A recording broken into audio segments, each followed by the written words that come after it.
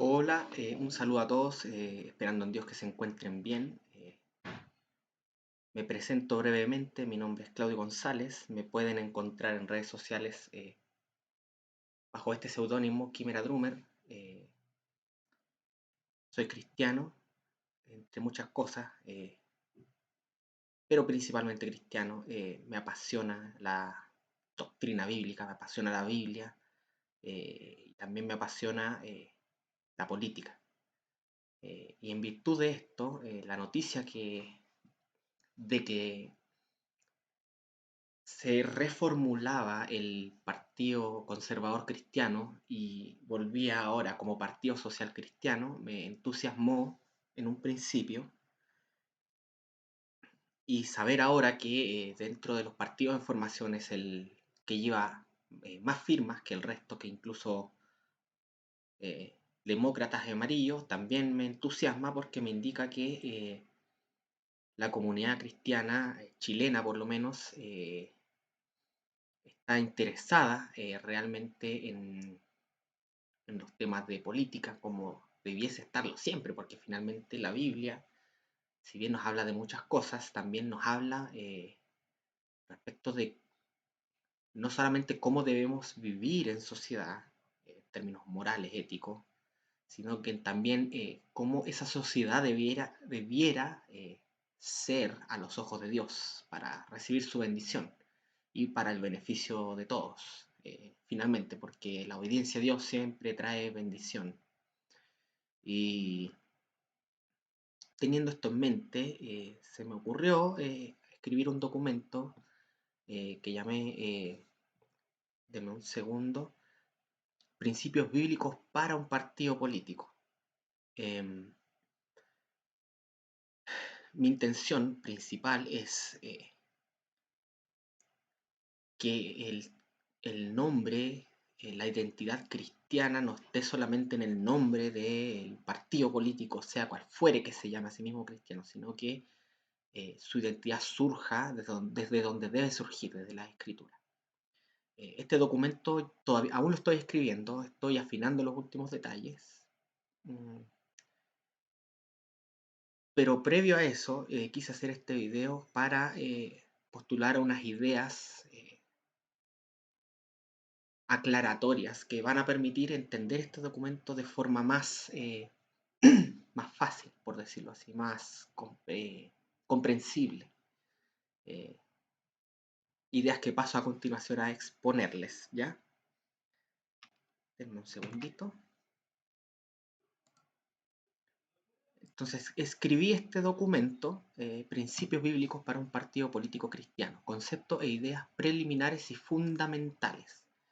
Este documento lo voy a subir en PDF a mi Patreon para que lo descarguen de manera gratuita y lo analicen cada uno eh, y lo reflexionen también. Es perfectible, obviamente, no pretendo hablar de forma dogmática 100%, aunque sí estoy muy seguro de muchas de las cosas que están aquí como ideas extraídas de la Biblia y bueno, vamos a lo que venimos. Principios bíblicos para un partido político cristiano, conceptos e ideas preliminares y fundamentales. El primer concepto es la Biblia como primer principio. La escritura es la palabra de Dios como fuente autoritaria respecto de principios y horizonte político. Eh, sea la iglesia, sea el cristiano, sea cual sea la institución que se llame a sí misma cristiana y se busque caracterizar como cristiana, tiene que partir desde algún lado.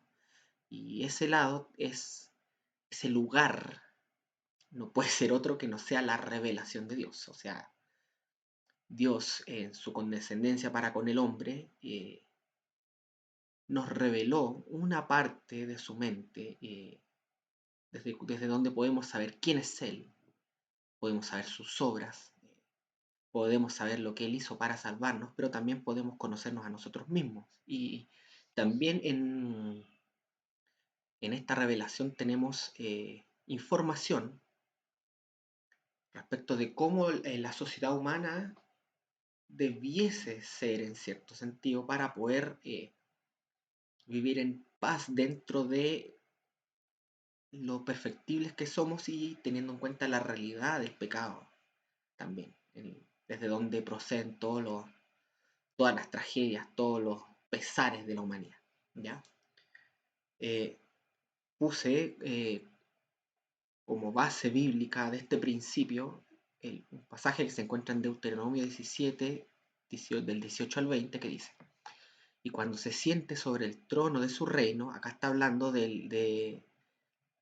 Moisés está hablando de que Israel al asentarse iban a exigir un rey. Esto es una profecía, porque ellos ya tenían la palabra de Dios y tenían profetas que hacían de jueces para dirimir los conflictos entre el pueblo.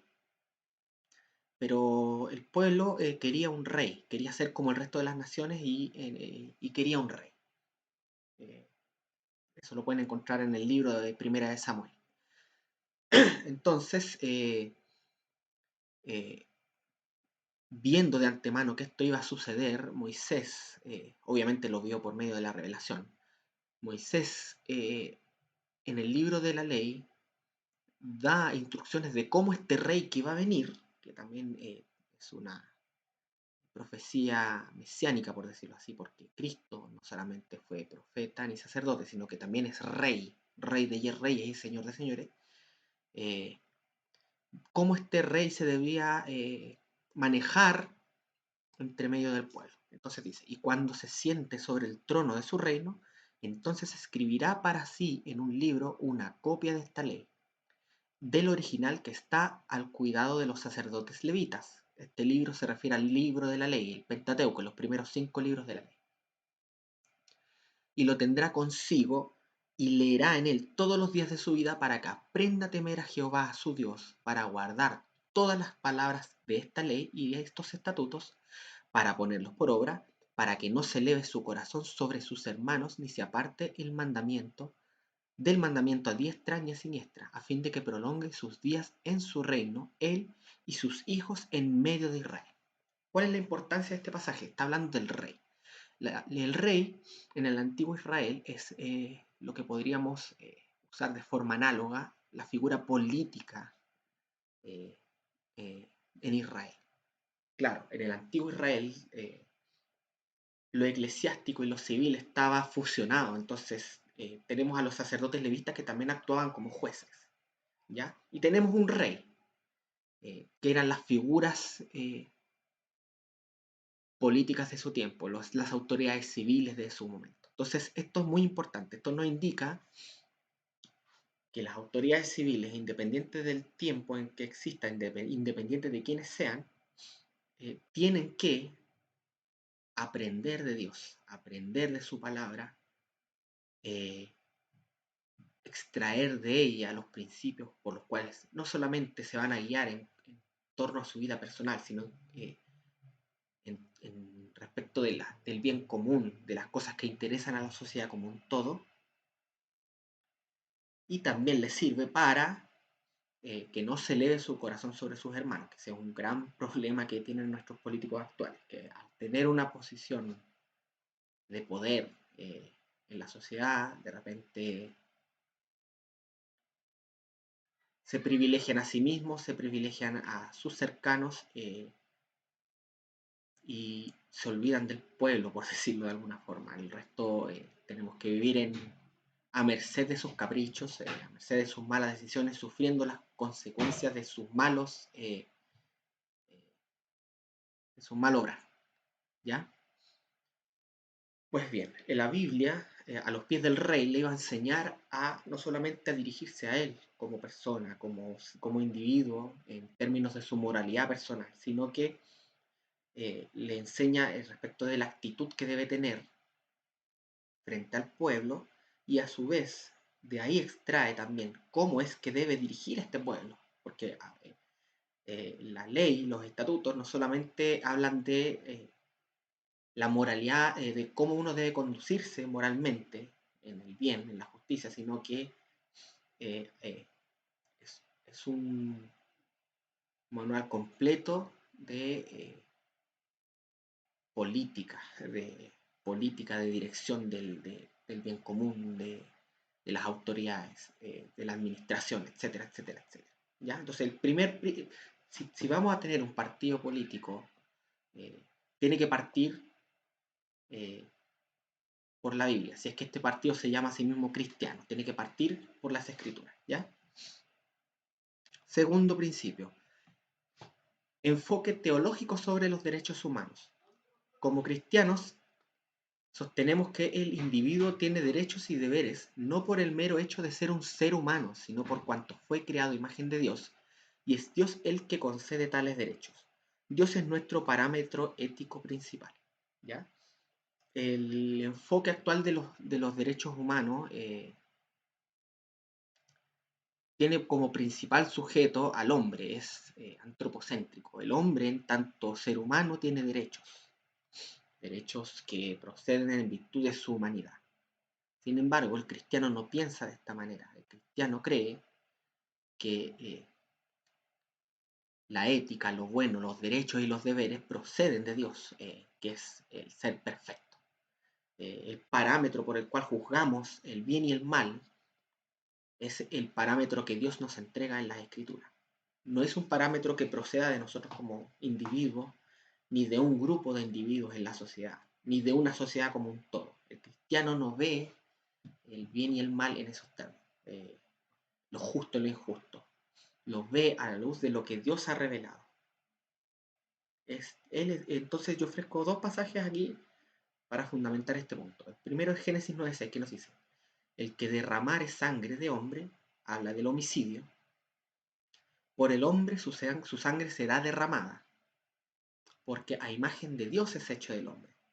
¿Ya? Incluso cuando el hombre es observado en tanto hombre, en tanto ser humano, la gravedad del delito de homicidio, por lo menos en este pasaje, tiene que ver con el hecho de que este hombre fue hecho imagen de Dios. Básicamente, pecar contra el hombre es pecar contra la imagen de Dios en el hombre. En cierto sentido, es pecar contra Dios en un grado secundario, por decirlo así. ¿Ya? El hombre, ya bueno, acá dice, el que derramare sangre de hombre, por el hombre su sangre será derramada. Básicamente lo que está diciendo es la ley del talión, ojo por ojo, diente por diente. Aquel que comete un delito pierde sus derechos, en este caso el derecho a la vida, porque aquel que quita una vida, por quitar la vida a un hombre que fue hecho a imagen de Dios, pierde del derecho a su propia vida. ¿Ya? Entonces vemos que incluso el hombre, al ser visto como individuo, tiene derechos y en virtud de haber sido hecho a imagen de Dios. ¿Ya? Nuestra perspectiva entonces sobre los derechos humanos es teocéntrica, no es antropocéntrica. Y el segundo pasaje es Deuteronomio 32, del 3 al 5, que dice: porque el nombre de Jehová proclamaré, engrandeced a nuestro Dios. Él es la roca, cuya obra es perfecta, porque todos sus caminos son rectitud, Dios de verdad, y sin ninguna iniquidad en él. Es justo y recto. La corrupción no es suya, de sus hijos es la mancha, generación torcida y perversa. ¿Ya? Acá tenemos un contraste entre Dios, que es perfectamente santo, perfectamente justo y perfecto, Dios de verdad incluso le dice, y el hombre, que es corrupto, que es una generación manchada, torcida y perversa. Entonces la pregunta es, ¿de dónde el hombre va a extraer sus nociones de lo que es bueno y de lo que es malo? ¿De otro hombre? ¿Por qué? Si el hombre, en primer lugar, el hombre es un individuo que en sí mismo no tiene autoridad innata sobre otros, y lo ético necesariamente llama a la imposición, por decirlo de alguna forma. Si sostenemos que matar es malo, sostenemos que matar es malo no solo para mí, sino que para todos. Se impone, la ética siempre busca imponerse sobre el otro, pero aquellos que son corruptos, aquellos que están manchados, aquella generación que es torcida y perversa, no puede erguirse a sí misma como la fuente de lo que es bueno, o sea, el parámetro de lo que es bueno y de lo que es malo. Solo Dios puede hacerlo, porque Dios es perfecto, todos sus caminos son rectitud, Dios de verdad, y sin ninguna iniquidad sobre él. ¿Ya? Dios es el único que puede determinar y definir qué es bueno y qué es malo, ¿ya? Él es el único que puede no solamente determinar qué es bueno y lo que es malo, sino que también imponerlo sobre el otro, sobre su creación, sobre el hombre. Matar es malo, no porque yo lo diga, no porque lo dice la ley humana, no porque lo dice el presidente, ni siquiera es porque lo dice la sociedad humana como un todo. Asesinar es malo, robar es malo, mentir es malo, porque Dios lo dice. ¿Ya?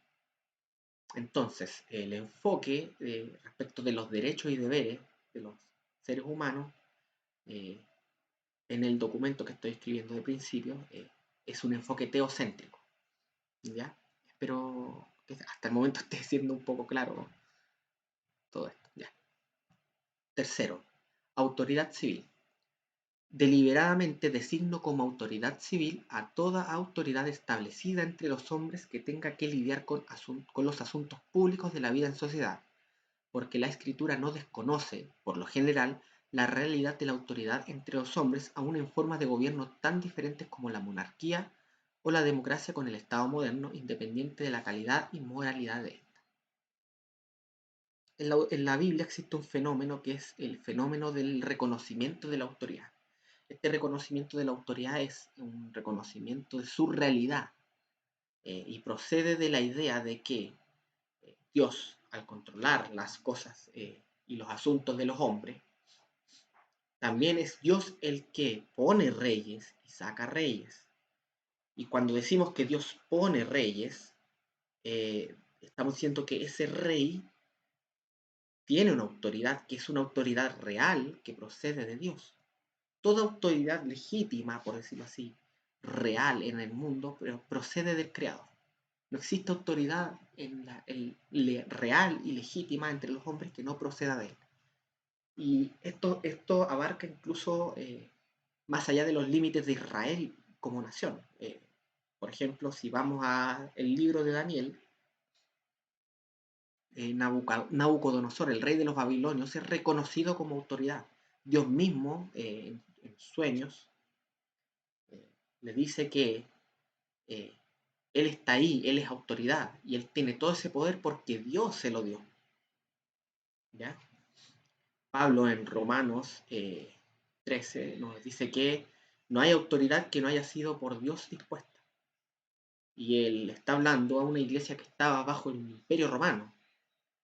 Entonces, no podemos desconocer este fenómeno buscando una ultranormatividad de lo que eh, debiese ser una autoridad. Básicamente, he escuchado por ahí algunos cristianos que prácticamente dicen que solo un cristiano, un presidente cristiano tiene autoridad real. Y no es así. La Biblia reconoce incluso autoridades incrédulas como lo que son autoridades. Y nos ordena a nosotros, en tanto no traspase los límites de nuestro real rey, que es Dios, a obedecerlo. ¿Ya? Primera de Pedro 2, 13, 14, que uso como base para esto, dice, por causa del Señor someteos a toda institución humana. ¿Ya? Primero habla del género, institución humana. Toda institución humana, ya sea el rey como a superior, pasa a la clase, rey, y ya a los gobernantes como por el rey enviados para castigo de los malhechores y alabanzas de los que hacen bien. Primero habla de institución humana, es una expresión general, tiene que ver con las distintas y multiformes maneras en que los seres humanos se organizan en la sociedad. ¿Ya?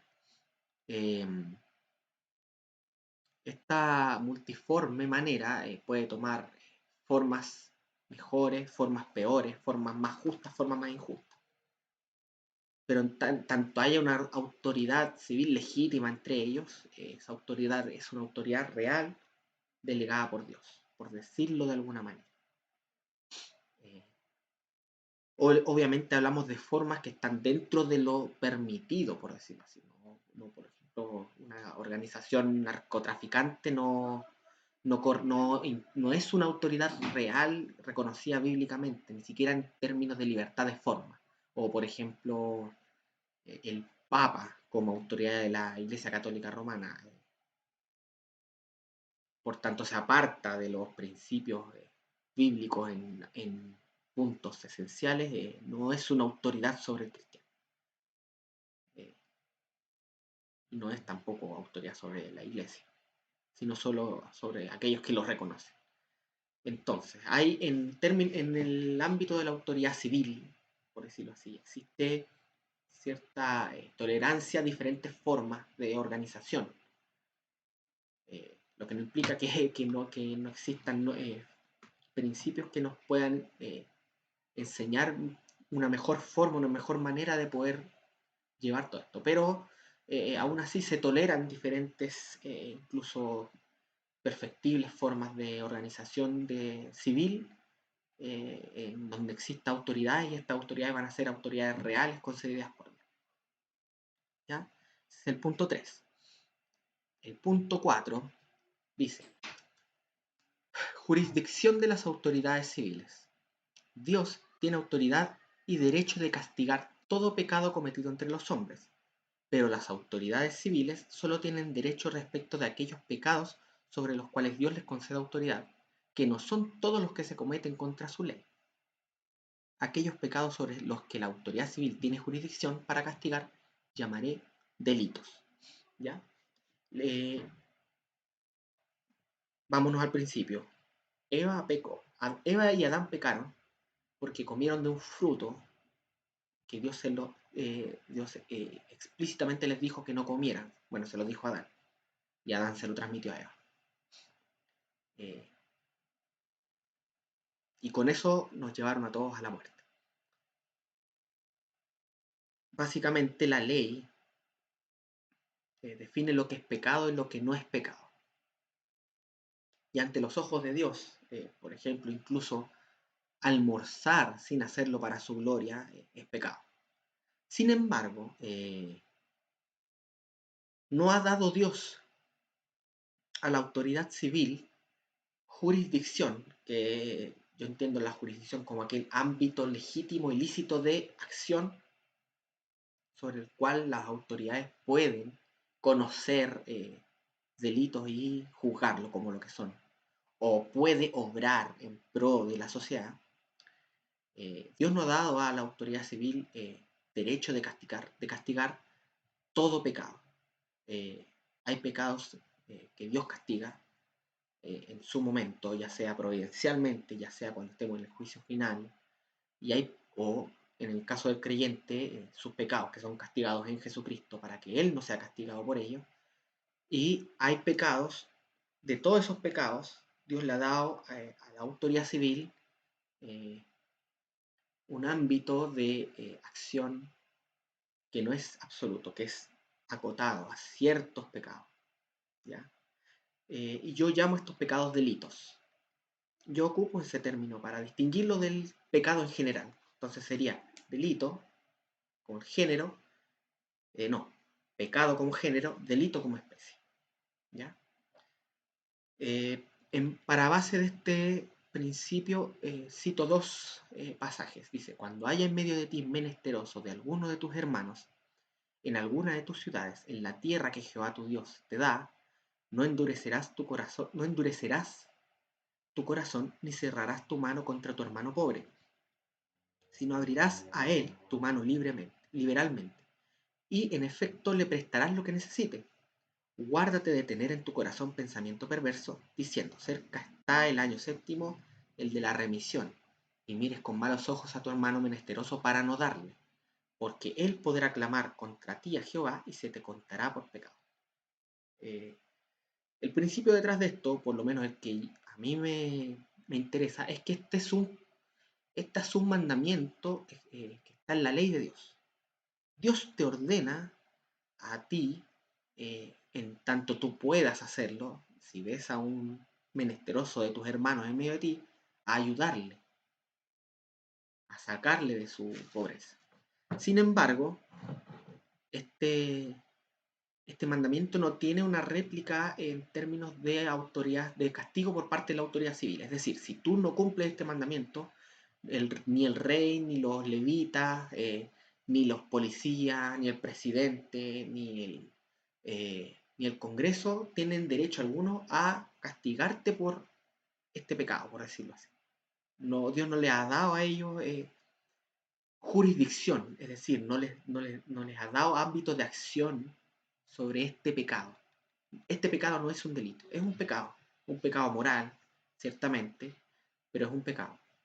Ahora, este pecado nos habla mucho respecto de aquellos intentos de ciertos movimientos o facciones políticas que quieren usar al Estado básicamente para castigar el egoísmo, la falta de solidaridad de ciertas personas en la nación que a ellos no les simpatizan. Bueno, ese es otro tema.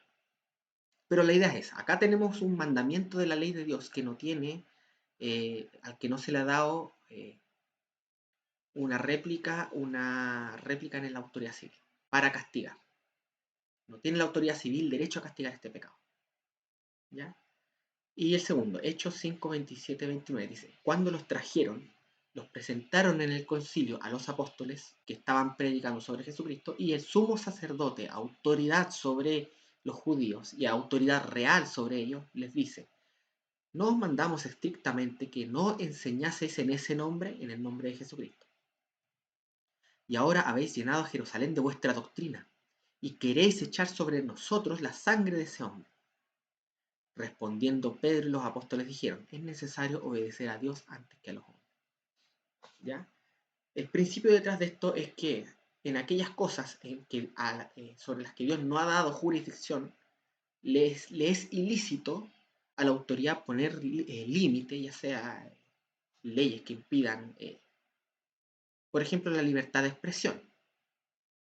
Por ejemplo. Eh, y en estos casos particulares existe el derecho a la justa resistencia, ¿ya? El sumo sacerdote era autoridad sobre ellos, porque ellos eran parte del pueblo judío, y el sumo sacerdote era la autoridad sobre eh, el pueblo judío, aunque estuvieran dentro de la jurisdicción romana. Sin embargo, el sumo sacerdote no tenía autoridad para impedirles a ellos hacer lo que Dios les ordenó que hicieran, que era predicar en el nombre de Jesucristo. ¿Ya? El punto 4. Vamos al punto 5. Libertades civiles y políticas. Este punto es importante igual. Dice, puesto que las autoridades civiles no tienen jurisdicción de parte de Dios para castigar todo pecado, entonces habrá pecados que si bien son moralmente reprobables y condenables, en el ámbito civil y político son lícitos de practicar en la vida civil, corresponden al ámbito de las libertades civiles y políticas. Uso como pasaje de referencia uno general. Todo me es lícito, pero no todo conviene. Todo me es lícito, pero no todo edifica. ¿Ya? Eh, Primero, para tranquilidad de mis hermanos, acá no se está desconociendo la realidad de que X asunto es pecado. Acá básicamente lo que se está diciendo es que si bien este X es un pecado, eh, no tiene la autoridad civil derecho de parte de Dios, jurisdicción de parte de Dios para castigar ese X. ¿Ya? Eh, entonces, este X, si bien es lícito, es decir, no es contra la ley, insisto, la ley humana, la ley en términos del ámbito jurisdiccional de las autoridades civiles, si bien es lícito este tipo de cosas, eh, no dejan de ser pecado delante de Dios, no dejan de ser reprobables y condenables. Ya es parte de la iglesia tratar con esos pecados, ya sea predicando contra ellos en la sociedad, ya sea tratando con esos pecados dentro de la iglesia en términos de sus miembros, eh, pero no tiene la autoridad, el Estado, la autoridad civil, sea cual sea la forma que tome, no tiene derecho para ir contra estos pecados. Y esto es importante porque la venida de Jesucristo eh, es un punto de inflexión en términos del antiguo pacto. No todas las leyes del antiguo Israel tienen aplicación actualmente. Particularmente las leyes que controlaban los relatos, por ejemplo, dentro de Israel. Básicamente en Israel tú no podías creer ni incentivar a otros a creer algo que no fuera lo que era enseñado en el templo. Ni siquiera muchos cristianos postulan que en el antiguo Israel tú podías tener tu religión personal y practicarla dentro de tu casa, pero no es así. La ley de Dios castigaba incluso el incentivo eh, a apartarse de Dios eh, e ir en pos de otros dioses en el contexto privado. Decía, si tu familia dentro de tu casa te incentiva a ir en contra de Dios, tú podías ir a las autoridades, denunciarlos y ellos tenían que ser muertos. Actualmente, con la venida de Jesucristo, todo ese enfoque cambió. Todo ese enfoque cambió y ahora hay pecados, incluso pecados tan condenables como la blasfemia o la violación del día de reposo, sobre los cuales la autoridad civil no tiene jurisdicción. Yo sé que hay hermanos que no comparten esta postura. Pero pasemos al siguiente punto, porque esto tiene que ver mucho con el siguiente punto, que es el último, el punto número 6, dice, problema de continuidad y discontinuidad. Con la venida de Cristo, la pregunta que se hace todo teonomista es, ¿qué permanece y qué no permanece vinculante de la ley de Dios para las autoridades civiles en la actual dispensación? Es decir, ¿cuál es el ámbito lícito o jurisdicción respecto del actuar de aquellos que deben articular y ejecutar las leyes de la nación, por lo que es un punto que debe ser considerado al articular un proyecto político que digne a llamarse a sí mismo cristiano? Debería decir que digne a llamarse a sí mismo. Ya. Ese es el punto. La ley, como la conocía el antiguo Israel, la antigua dispensación, los antiguos judíos, no pasó a la nueva dispensación igual. ¿Ya? En la nueva dispensación, el poder eclesiástico y el poder y la autoridad civil se separan. Se separan en virtud de que Israel, siendo tipo de la iglesia, se cumple en el arquetipo que es la iglesia. Entonces, ciertos pecados de la ley de Dios que tenían relación con lo cultico, por decirlo así, que tenían relación con el lugar santísimo de Dios, eh, pasaron a dejar de tener la pena de muerte, y esa pena de muerte, el antitipo, se cumple en la iglesia como la excomunión. ¿Ya? En el antiguo Israel habían pecados sobre los cuales el castigo era la pena de muerte, la blasfemia, por ejemplo, la herejía, la brujería, eh, el homosexualismo, el adulterio, transgredir el día de reposo, eran pecados que merecían la muerte, la pena capital. Pero al venir Cristo y al cambiar el enfoque de la ley, en la nueva dispensación, esto dejó de ser así. El lugar santísimo, eh, sobre el cual estaban relacionados muchos de estos pecados, ya dejó de estar en la tierra y pasó a estar en el cielo, y ahora Cristo entró en el lugar santísimo. Al no haber lugar santísimo, estos pecados que estaban relacionados con el- la santidad máxima de Dios, dejaron de tener, dejaron de ser vinculantes para las autoridades civiles. ¿Ya? Entonces, en la nueva dispensación, la autoridad civil tiene una jurisdicción también, obviamente, hay pecados que la autoridad civil debe castigar, pero no son todos. Y todo proyecto político que sea cristiano tiene que tomar en cuenta este cambio que hubo de una dispensación a otra, porque nuestro objetivo como cristianos es que las autoridades civiles, las leyes de la nación, la forma en cómo la nación se dirige y se mueve, se articule lo más cercano a lo que es la ley de Dios. Y, Y este cambio que ocurrió con la venida de Jesucristo es importante, importantísimo diría yo. Sobre este último punto, y que es uno de los que yo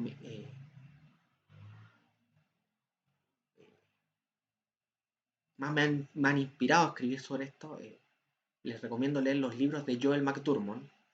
Están en inglés, lamentablemente. Están gratis en su Patreon. Y uno se llama The Pounds of Love. The Pounds of Love. Joel McDurmon. Voy a tratar de dejar en la descripción los links a sus libros. Pero están en inglés, lamentablemente. Así que les animo a aprender inglés, porque hay mucho material muy bueno en inglés que nos puede servir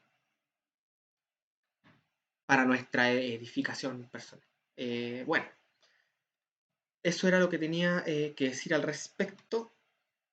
Son 6 principios preliminares, porque después mi intención es poder exponer los puntos de este, por decirlo así, de esta declaración de principios que toma la forma de una confesión de fe, que considero que deben guiar el relato de un partido político que busque tener carácter cristiano. Nosotros como cristianos no solamente tenemos que reducir nuestro discurso meramente al discurso pro vida o a luchar contra la ideología de género. El cristiano como tal, en términos de discurso, por muy importante que sean esos aspectos, tiene mucho más que ofrecer. Tiene que ofrecerle a la sociedad un sistema político, un sistema de normas que, si bien no va a acabar con absoluto, de forma absoluta, con todo el mal de la sociedad, no pasó ni siquiera en Israel, que tenía la revelación de Dios. Ellos tenían la revelación de Dios y aún así muchas veces se apartaron de ella.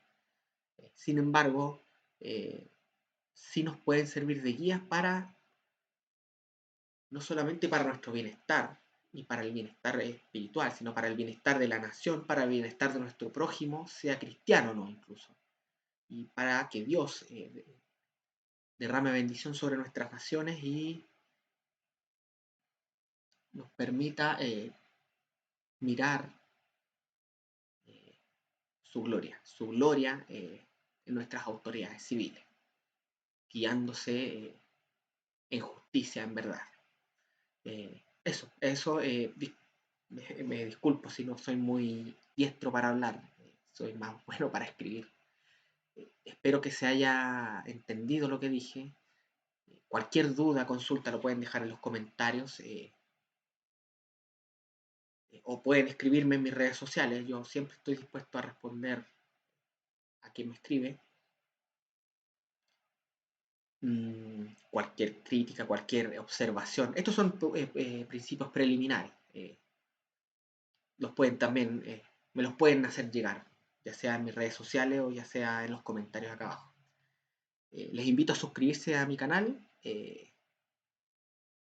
Si esto les sirve de algo, les ayuda en algo y ustedes quieren ser de bendición para mí, pueden hacerlo accediendo a mi Patreon y siendo uno de mis Patreon. Voluntariamente, obviamente. Y nada, pues que Dios les bendiga. Les mando un gran abrazo y nos veremos pronto en otro video donde voy a empezar a tratar con los principios que dirigen, lo que debieran dirigir el actuar político, el horizonte político y el proyecto político de cualquier partido que se llame a sí mismo cristiano. Dios les bendiga, saludos y nos vemos pronto.